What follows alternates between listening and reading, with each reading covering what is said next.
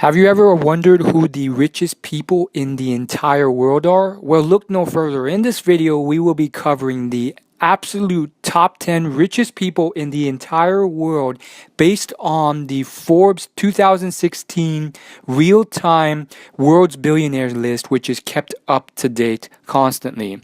We will be counting down these top 10 and explaining how they got their wealth. Let's begin. Number 10 is Charles Koch. Now, Charles Koch is the chairman and chief executive officer of Koch Industries. That's KOCH. Now, what's interesting about this company and the Koch brothers are that they are both in the top 10 and they own equal amounts of this business. So, number 9 is David Koch, who owns the exact same amount, $39.6 billion, because they split the company 50-50. Now, how did they make their money? Well, they made their money through a number of different businesses. Koch Industries sells a ton of different stuff. Everything from manufacturing, oil, chemicals, minerals, fertilizers, you name it. They have sold it. And so that is an incredible thing. And it's just very interesting because there's so many billionaires that are more famous, like Mark Zuckerberg, yet these people have remained behind the scenes for a long time, constantly growing their wealth, always up there, and they've gone unnoticed, which could be a great thing. Some people love to keep private. Both people are pretty old. One is 80 years of age and the other is 76 years old. Charles is the older and David is the younger.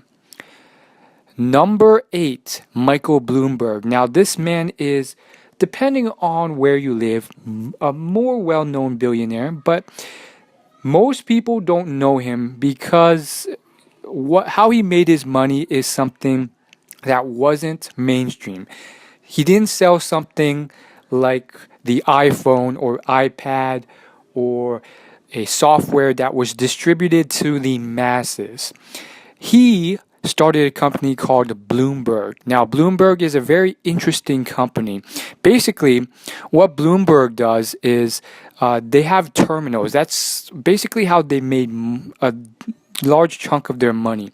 So what are Bloomberg terminals? Basically, what they are these complex supercomputers used for financial people, personal finance people.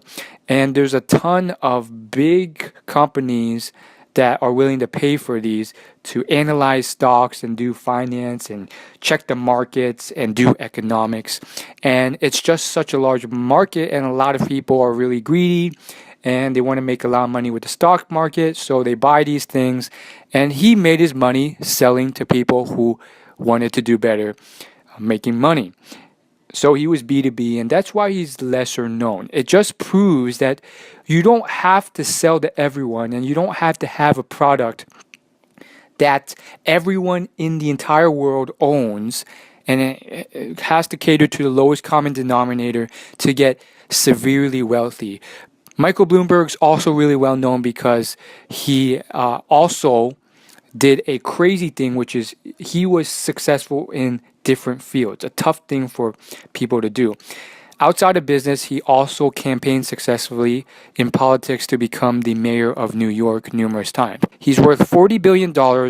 He's age 74, and in the last 2 decades, he's consistently been in the top 10 to 20 billionaires in the world.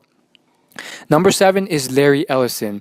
This man is one of those people who is under the radar and yet always consistently in the top 10 world's richest people. And he has been for over 20 years. He's been severely behind the scenes in a way because he also has a company called Oracle that is B2B.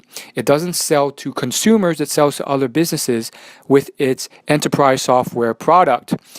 And because of this, most people don't know who he is because most average consumers don't use this business. Again, it just speaks to the fact that you don't need to sell to everyone in order to be successful. He is also in the tech space, similar to Bloomberg, and he's worth $43.6 billion and is 71 years old. Number 6 is a surprising one. This man is only 32 years old, and he is the CEO of Facebook. This man is worth $44.6 billion. His name is Mark Zuckerberg, and he is probably one of the most well-known billionaires because he runs and founded one of the world's largest social networks, Facebook, which most of the world uses. Over 2 billion users use Facebook.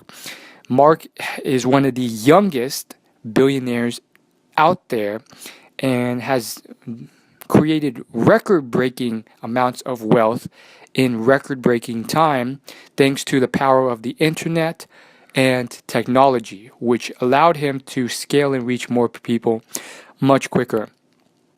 Number 5 is Jeff Bezos. He is 52 years of age and is worth $45.2 billion. He is a rather new recruit to the world's richest people list. The difference, though, is with Jeff, he more so came about in the last 10 years or so, and he was a little bit slower to get there than Mark Zuckerberg. However, with Jeff, he has an interesting story because he worked as an employee for a while before embarking on this crazy thing where he wanted to create a website that sold every product imaginable to the world online. He was very strategic with it and did some very innovative things that most people would not have done to start, such as begin by dominating the book delivery business online rather than try and sell everything at once. Because of this, he is very successful. Number 4, Carlos Slim. This is the one billionaire on the list who is not from the United States, other than the number 2 person who you will see soon enough.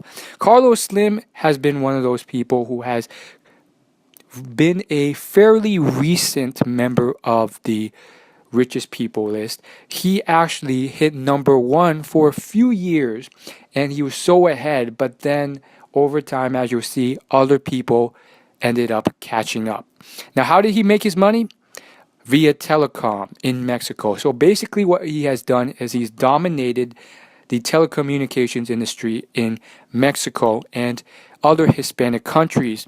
Now, what is telecom? Well, it is basically what you use to call people, to text people, and anything else where you're communicating on the phone mainly.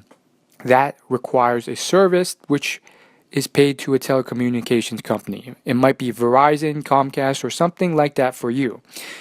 Carlos was at the number 1 spot for many years, and he has since dropped down. He has been big on philanthropy, not as big as the other top people you'll see, but he was approached by people like Bill Gates and others, primarily Bill Gates, to really get into philanthropy, and he has also been about giving back more than anything else.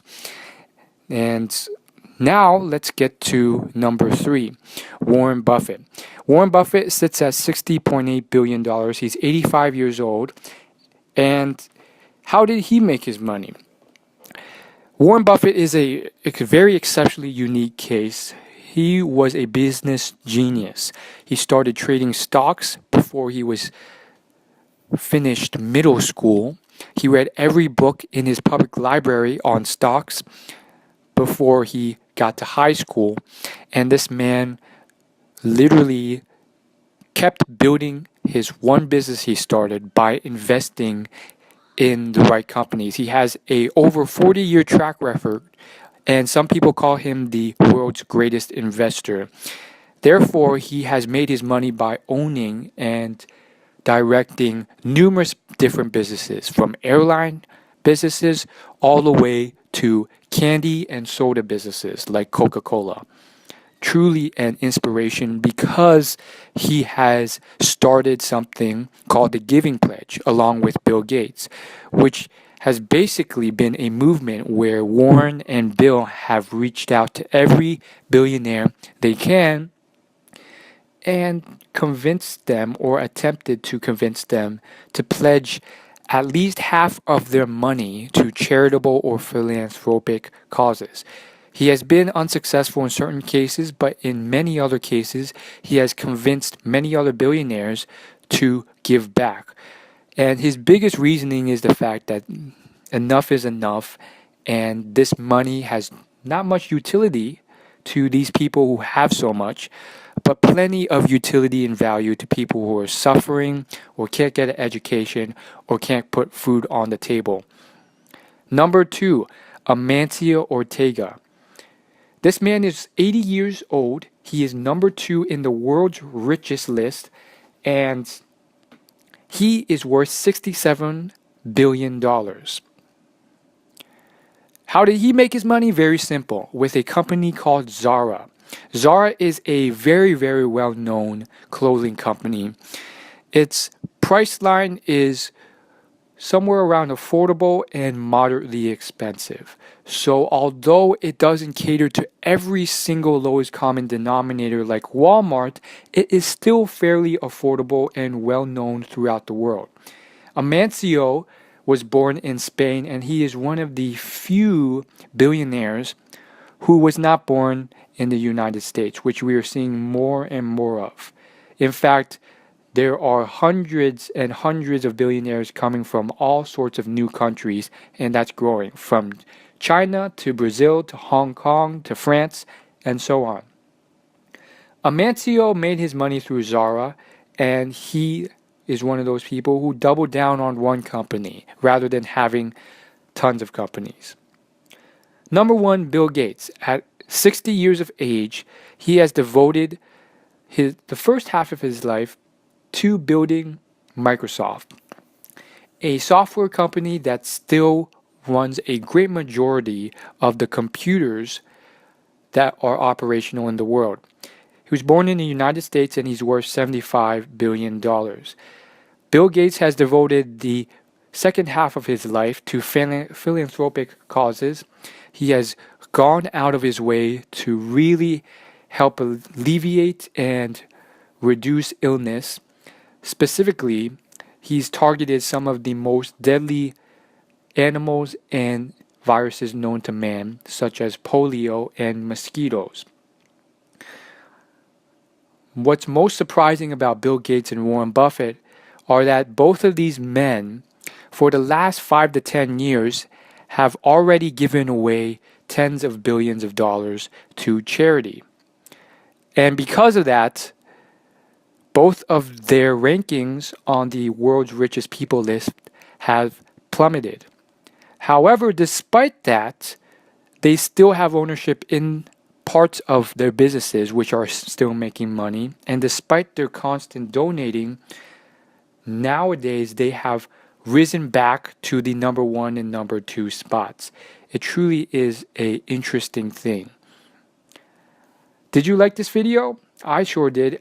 I was just wanting to share with you a quick fact. All of these billionaires all did very successful things, certain habits that successful people do that ordinary people don't. For example, when Michael Bloomberg was broke and really was trying to get by, he was very innovative, intelligent, and smart with his strategy. He would go to Starbucks, he would buy a tea, a coffee, a decaf coffee, and a regular coffee. And then he would go up to people in that Starbucks that was positioned right next to of a very, very swanky and successful firm, and he would talk to people in that Starbucks because he knew they came from that firm. He knew these people were very successful, and he would ask each of them, "Can I talk to you for 10 minutes and pick your brain if I bought you a coffee?" Now, why did he buy so many different variations of coffee and tea? So that if they said, "No, I only drink decaf," or "No, I only drink tea," he had that available so that they couldn't use that as an excuse. Because of this, he was able to get tons of great advice and really get his foot in the door with successful people and get his start. Perhaps you can apply the same thing. Thanks for watching this video.